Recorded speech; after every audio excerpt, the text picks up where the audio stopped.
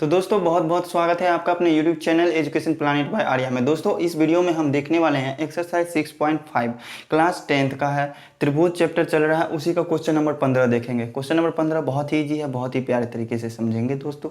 तो दोस्तों अगर आपने अभी तक हमारे चैनल को सब्सक्राइब नहीं किया है तो चैनल को सब्सक्राइब कर लीजिए, साथ में बेल आइकन को प्रेस कर लीजिएगा और अपने दोस्तों को, अपने मित्रों को, अपने साथियों को भी शेयर कर दीजिएगा। तो आइए देखते हैं इस 15 नंबर क्वेश्चन के पहले समझने का कोशिश करते हैं, फिर उसके बाद प्रोसेस बाय प्रोसेस उसका कितना स्टेप है, प्रत्येक स्टेप को बहुत ही ईजी तरीके से समझेंगे। तो आइए देखते हैं क्वेश्चन नंबर 15 में आखिर क्या क्या रहा है। क्वेश्चन नंबर 15 कहता है कि किसी समबाहु त्रिभुज ABC की भुजा BC पर बिंदु D इस प्रकार से स्थित है कि BD बराबर 1/3 BC है। सिद्ध कीजिए कि 9AD² बराबर 7AB² है। क्वेश्चन पढ़ने में तो बहुत ही ईजी था, देखने में भी 2 लाइन का ही है। देखते हैं क्वेश्चन हल्का है या फिर थोड़ा डिफिकल्ट टाइप है। ठीक है, पहले त्रिभुज ABC हमको बनाना पड़ेगा। ये कैसा त्रिभुज है? ABC है एक समबाहु त्रिभुज। ठीक है, ABC समबाहु त्रिभुज है। BC पर बिंदु D इस प्रकार से स्थित है। मान लीजिए एक बिंदु D यहाँ पे स्थित है और इसको मिला देते हैं। ठीक है, ये कौन सा है? बिंदु D है। इस प्रकार से स्थित है कि ये BD जो है वो 1/3 BC के बराबर है। मतलब इस पूरे BC का तीसरा भाग जो है वो क्या है? BD है। ठीक है, 1/3 हिस्सा है। ठीक है, अगर इस BD को 3 बार रिपीट करते हैं तब इस BC के भुजा इतना लंबाई उसका हो जाता है। इस BD का 3 गुना होगा क्या? BC होगा। वही बात यहाँ पे लिखा हुआ है कि BD बराबर क्या है? 1/3 BC है। BD जो है BC का तीसरा हिस्सा है। ठीक है, तो सॉल्यूशन में आइए देखते हैं बिना देर किए हुए कि दिया हुआ क्या है। दिया है इसमें, दिया है AB दिया हुआ पहले क्या कि किसी समबाहु त्रिभुज में ना, समबाहु त्रिभुज नाम से क्या स्पष्ट हो रहा है कि इसकी सभी भुजाएं आपस में बराबर होगी। इसके डिफिनेशन में भी यही है, जिस त्रिभुज की सभी भुजाएं आपस में बराबर हो समबाहु त्रिभुज कहलाते हैं। तो जब ये ABC समबाहु त्रिभुज है तो क्या इसकी भुजा AB, BC और AC तीनों आपस में बराबर होंगे या नहीं होंगे? होंगे ना। यहाँ दिया हुआ है समबाहु त्रिभुज, इसीलिए हम इसको लिख लेते हैं AB बराबर किसके होगा? BC के बराबर होगा AC के। ठीक है, ये हिंदी लैंग्वेज में दिया हुआ था, हम उसको मैथ लैंग्वेज में लिख दिए। ठीक है, उसके बाद क्या दिया हुआ है? BC भुजा पर बिंदु D इस प्रकार से स्थित है कि BD बराबर क्या है? 1/3 BC है। ठीक है, तो इसको भी हम लिख लेते हैं। BD बराबर क्या दिया हुआ है? 1/3 BC। इसको भी हाईलाइट कर लेते हैं बॉक्स में, ताकि हमको कभी भी ज़रूरत पड़े इसका तो सीधे नज़र पे आ जाए। हमको साबित क्या करना है? साबित करना है इसमें कि 9AD² है। ठीक है, साबित करना है 9AD का स्क्वायर बराबर 7AB के स्क्वायर के। AD भुजा कहाँ है? देखिए AD भुजा ये रहा, इसका स्क्वायर का 9 गुना। ठीक है, AB के स्क्वायर के 7 गुना के बराबर है। ये चीज़ हमको साबित करना है। इसके बाद क्या होगा? कुछ रचना। ध्यान दीजिए, इस AD का स्क्वायर मालूम करने के लिए और इस AB का स्क्वायर मालूम करने के लिए आपने किसी भी थ्योरम में ऐसा कुछ पढ़ा है क्या? इस समबाहु त्रिभुज के बारे में किसी में पढ़े हैं? नहीं पढ़े। हमने पढ़ा है समकोण त्रिभुज के बारे में, पाइथागोरस थ्योरम पढ़े हैं, जिसमें कर्ण का वर्ग करते हैं तो शेष 2 भुजाओं के वर्गों के योग के बराबर हो जाता है। उसके लिए कंडीशन क्या होना चाहिए? त्रिभुज समकोण होना चाहिए। ठीक है, तो इसमें हमको कुछ ऐसा रचना करना पड़ेगा जिससे कि ये समकोण त्रिभुज का कोई भाग हो जाए, ये AD और AB। ठीक है, तो सबसे ईजी तरीका से सोच सकते हैं आप कि इस शीर्ष A से हम क्या कर रहे हैं? BC भुजा पर लंब डाल देते हैं, 90 डिग्री इधर भी, 90 डिग्री इधर भी। ठीक है, इसको मान लीजिए N।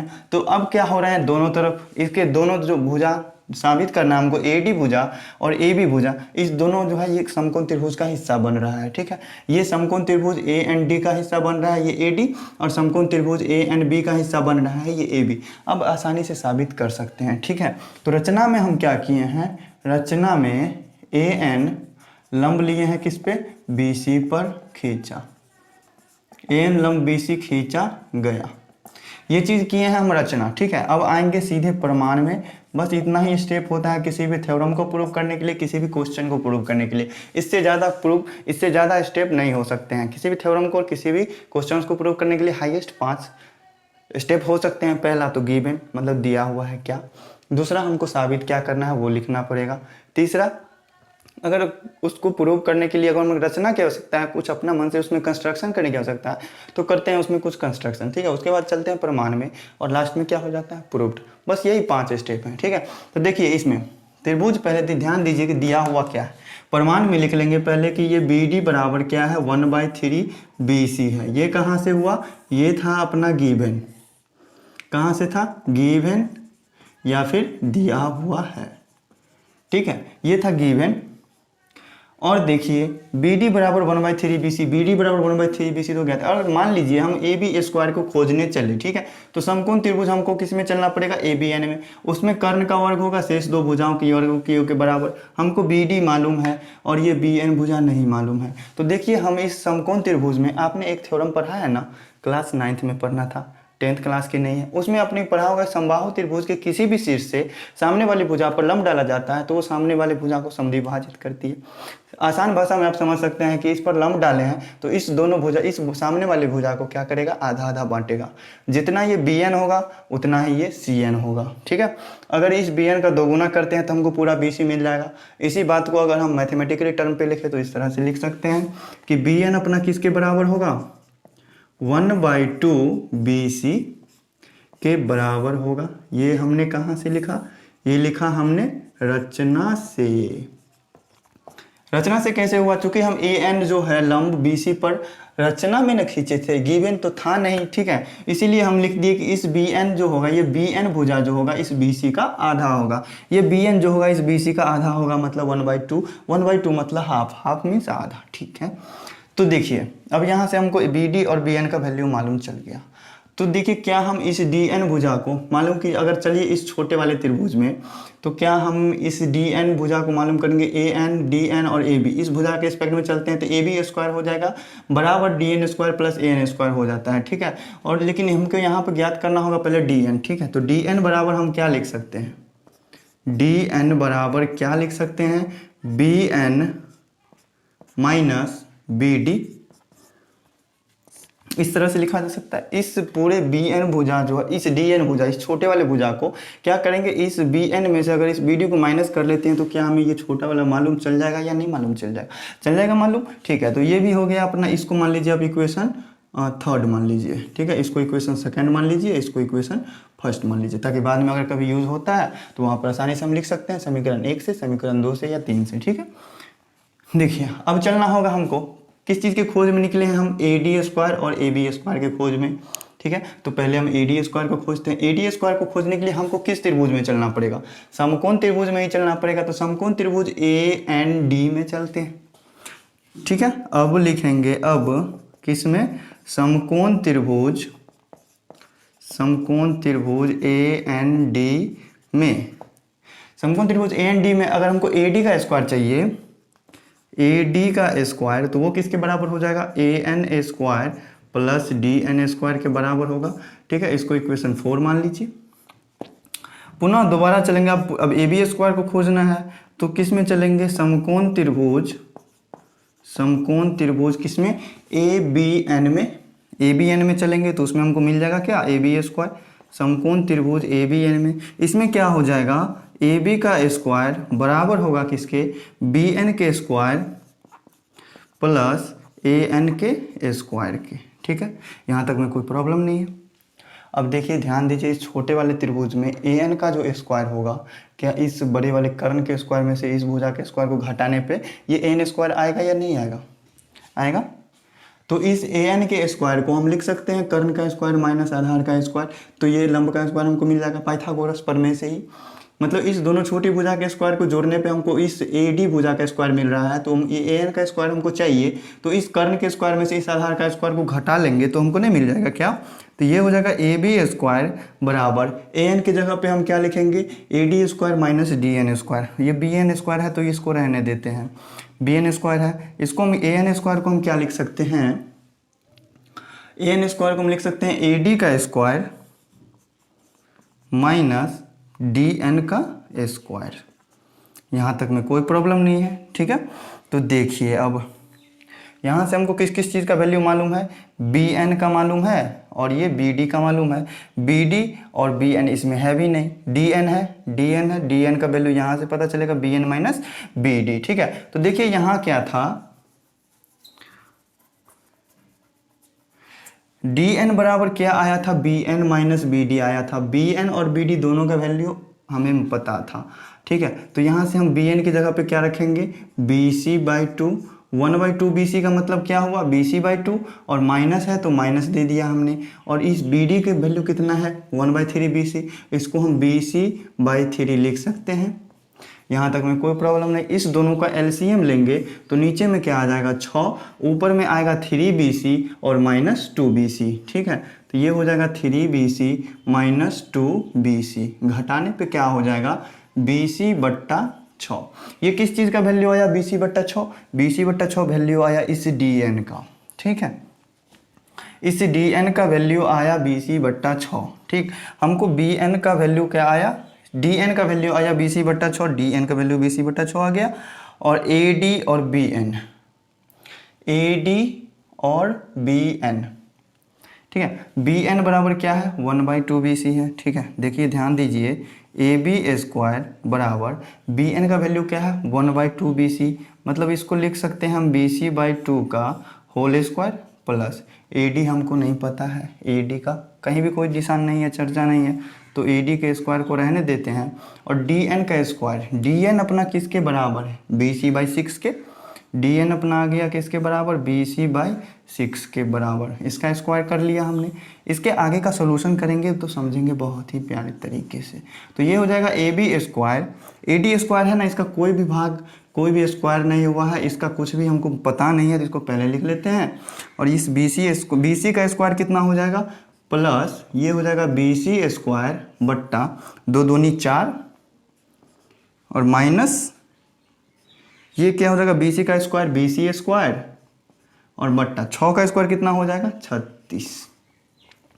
ठीक है, तो ये होगा यहाँ से AB² बराबर AD² प्लस, इस दोनों का हम LCM लेते हैं, तो LCM कितना आ जाएगा 36, 4 9 36, तो BC² को 9 से गुना करेंगे तो ये क्या हो जाएगा 9 BC², और माइनस है तो माइनस दे देते हैं, 36 इकाई 36, तो ये क्या हो जाएगा BC²। ठीक है, तो यहाँ से देखिए ये AB² है, इसको इसी तरह से लिख देते हैं, ये AD² है, इसको भी इसी तरह से लिख दिया, प्लस इसमें से इसको घटाने पे क्या प्राप्त हो रहा है 8 BC² और बट्टे में क्या हो रहा है 36। तो ये 8 और 36 कैंसिल हो रहे हैं क्या, 8 कटेगा 4 से, 4 दूनी 8, 4 9 36। ठीक है, तो देखिए यहाँ से AB² बराबर क्या आ गया AD² प्लस 2 BC² बट्टे 9। आगे तो देखिए अब ये क्या हो जाएगा, ध्यान दीजिएगा, ये BC भुजा जो आया है, ये BC किसके बराबर है, AB के भी बराबर है और AC के भी बराबर है। क्या हम इस BC को AB लिख दे तो कोई दिक्कत है, AB² बराबर क्या हो गया AD² प्लस 2 BC² को हम क्या कर सकते हैं AB² कर सकते हैं, क्योंकि त्रिभुज समबाहु था, समबाहु त्रिभुज में सभी भुजाएं होती है आपस में बराबर, तो BC भी क्या हो जाएगा AB के बराबर, तो 2AB² बट्टा 9 कर सकते हैं। इसके आगे का सॉल्यूशन थोड़ा लग रहा है कि ज़्यादा लंबा हो गया, इसीलिए पूरा बोर्ड आ गया है। ठीक है, तो ये क्या हो गए AB² बराबर, अब इसका LCM लेते हैं, तो ये क्या हो जाएगा 9 होगा इसका LCM। ठीक है, 9 हो गया LCM, तो यहाँ क्या हो जाएंगे 9AD² प्लस 2AB² होंगे या नहीं होंगे बताइए। अब नीचे वाला जो ये भाग वाला, इसके नीचे भी कुछ नहीं है, 1 मान लेंगे, इधर से 9 क्या है डिवाइड में है, तो इधर आके क्या हो जाएगा मल्टीप्लाई में, तो ये क्या होगा 9AB² बराबर 9AD² प्लस 2AB²। ठीक है, अब AB² और ये भी AB²। ठीक है, इसको एक तरफ कर लेते हैं, दोनों एक ही फैमिली का है, एक तरफ कर लेते हैं, तो ये क्या हो जाएगा 9AB² माइनस 2AB² बराबर क्या हो गया 9AD² की। 9 में से 2 जाएगा तो ये कितना 9AB² है, ये 2AB² है, घटाने पे 7AB² हो रहा है बराबर 9AD² हो रहा है। अब लगता है हम प्रूफ के लगभग नतीजे पे पहुंच चुके हैं। ठीक है, लगभग नतीजे पे क्या, ये तो पूरा ही प्रूव हो चुका है। ठीक है, ये RHS है, इसको हम LHS में लिख सकते हैं, LHS को हम RHS में लिख सकते हैं, तो ये क्या हो जाएगा 9AD² बराबर 7AB²। इस तरह से लिखा जा सकता है। यही चीज़ करना था प्रूफ, तो कर लिया है हमने प्रूफ। समझने में कहीं भी किसी तरह का कोई डाउट नहीं होना चाहिए। अगर कहीं डाउट है तो आइए फिर से एक बार समझ लेते हैं। दिया हुआ था कि किसी समबाहु त्रिभुज ABC की भुजा BC पर बिंदु D इस प्रकार से स्थित है कि BD बराबर क्या है, 1/3 BC है। ये BD भुजा जो है इस BC का तीसरा हिस्सा है। तो दिया हुआ था समबाहु त्रिभुज है, इसीलिए इसका सभी भुजा होगा आपस में बराबर। AB बराबर होगा BC के, BC बराबर होगा AC के, वो हमने लिख लिया। ये BD बराबर 1/3 BC दिया हुआ था, वो भी लिख लिया हमने। साबित करना था 9AD² बराबर क्या, 7AB²। इसके लिए हमको क्या जरूरी पड़ता, समबाहु त्रिभुज का। समबाहु त्रिभुज के लिए हमने क्या किया, रचना AN लंब डाल दिया BC पे, 90 डिग्री का कोण बनाएगा दोनों तरफ से। बन गया दो समबाहु त्रिभुज, एक समबाहु त्रिभुज ADN और एक समबाहु त्रिभुज ABN। ठीक है, तो BD बराबर 1/3 BC अपना दिया हुआ था। रचना से हमने लिख दिया BN बराबर 1/2 BC, क्योंकि 9th में आपने एक थ्योरम पढ़ा है, समबाहु त्रिभुज की किसी भी शीर्ष से सामने वाली भुजा पे लंब डाला जाए तो वो क्या करती है, सामने वाली भुजा को समुद्र विभाजित करती है, आधा आधा विभाजित करती है। जितना ये BN होगा उतना ही क्या होगा, इस BC भुजा की भी लंबाई होगी। यहाँ तक तो समझने में कोई प्रॉब्लम नहीं है, तो ये लिख लिया हमने। अब देखिए जरूरत पड़ता हमको इस DN भुजा का। ठीक है, इस DN भुजा को हम क्या, BN में से BD को घटा के हम इस DN को नहीं ला सकते हैं, इसीलिए हम लिख दिए हैं DN भुजा बराबर BN माइनस BD। ठीक है, और यहाँ से BD और BN का वैल्यू हमको पता था, तो BN की जगह पे हम क्या लिख दिए, BC/2, 1/2 BC। BC को 1 से गुना करेंगे तो BC, नीचे में क्या हो जाएगा 2, माइनस में है माइनस दे दिया। BD का मान है BC/3, वो दे दिए। इसको सॉल्व किया तो आ गया BC/6। हमको ज्ञात क्या क्या करना था, AD² और AB²। ठीक है, तो उसके लिए हम चले इस छोटे वाले त्रिभुज में, चूंकि AD² जो AD भुजा से ही पता चलता है और AD भुजा किस में है, AND त्रिभुज में है, इसीलिए हम चले हैं त्रिभुज AND में। इसमें अगर समकोण त्रिभुज का पाइथागोरस का फॉर्मूला लगाया है तो कर्ण का वर्ग क्या हो गया, शेष दो भुजाओं के वर्गों के योग के बराबर, उसको लिख लिया हमने। फिर से चले हैं समकोण त्रिभुज ABN में, इसमें क्या हो जाएगा, AB² बराबर BN² प्लस AN², वो भी लिख लिया हमने। ठीक है, लेकिन यहाँ AN² जो है, AN² को हम इस छोटे त्रिभुज से कर्ण का वर्ग में से आधार का वर्ग घटाएंगे तो हमको मिल जाएगा क्या, AN²। तो उसी चीज़ को हमने लिख दिया यहाँ पे। ठीक है, उसके बाद क्या किए हैं, इस BN का वैल्यू यहाँ से पुट किए हैं BC/2 का स्क्वायर प्लस AD² को रहने दिए, इसका हमको कुछ पता नहीं था, और DN का मालूम था हमको, यहाँ से DN का BC/6 वो पुट कर दिया हमने। AD² सिंगल था तो उसको सबसे पहले रखे, BC/2 का स्क्वायर कितना हो जाएगा, BC²/4, और माइनस में BC/6 का स्क्वायर कितना हो जाएगा, BC²/36। ठीक है, यहाँ तक में भी कोई प्रॉब्लम नहीं। तो AB² बराबर क्या है, AD² को ऐसे ही रहने दिए, इस दोनों का LCM लिए, 4 36 का LCM आएगा 36। सॉल्व करने पे 9 में से 9 BC² में से 1 BC² घटाना था तो आ गया 8 BC²। कैंसिल करने पर 2 और 9 में विभाजित हुआ, कटा। ठीक है, AB² बराबर AD² प्लस 2 BC उसको बट्टा 9 आया। ठीक है, अब इसका LCM लिए दोनों का यहाँ पे, तो क्या आ गया 9 + 2। AB जो था समबाहु त्रिभुज का एक भुजा था, तीनों भुजा आपस में बराबर होता है, AB BC और AC बराबर होता है आपस में, इसीलिए क्या किए हम, इस BC की जगह पे यहाँ AB पुट किए थे, समबाहु त्रिभुज था, इसीलिए आगे सॉल्व करते करते यहाँ इस नतीजे पे पहुंचे।